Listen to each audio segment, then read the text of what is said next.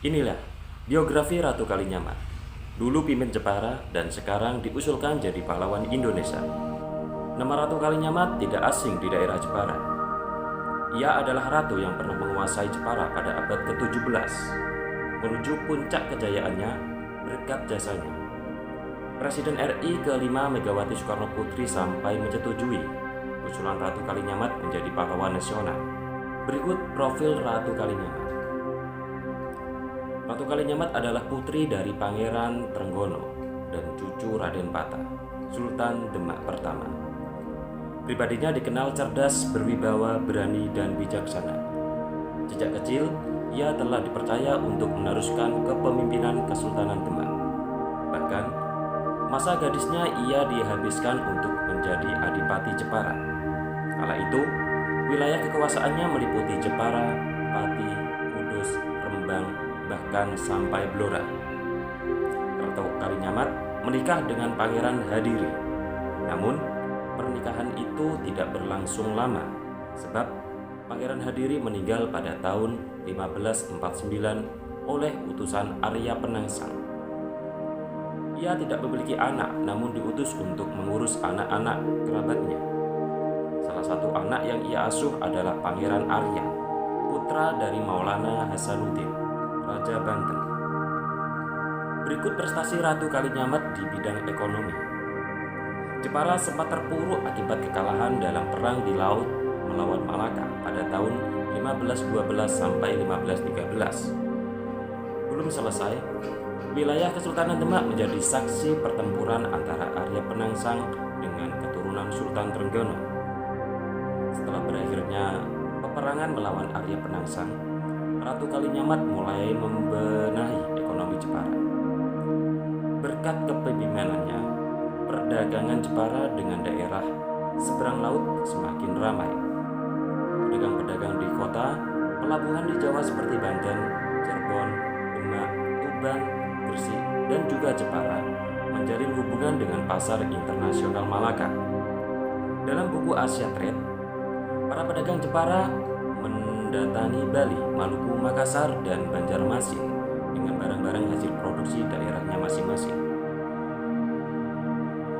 Bersama dengan Demak, Tegal, dan Semarang, Jepara menjadi daerah ekspor beras.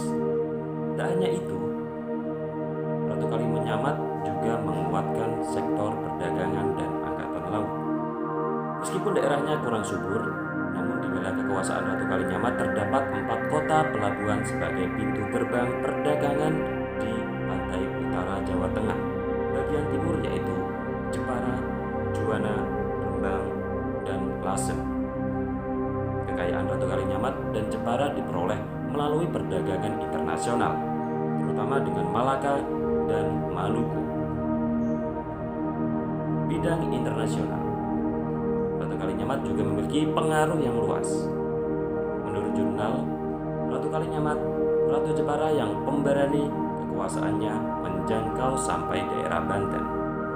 Sebagai ratu yang memiliki posisi politik yang kuat dan kondisi ekonomi yang raya, atau dengan kondisi ekonomi yang kaya, Ratu Kalinyamat sangat berpengaruh di Pulau Jawa.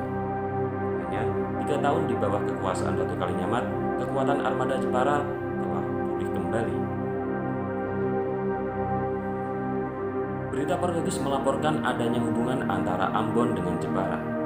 Diberitakan bahwa para pemimpin persekutuan Hitu di Ambon telah berulang kali minta bantuan kepada Jepara, baik untuk memerangi orang-orang Portugis maupun suku Hatif di Maluku.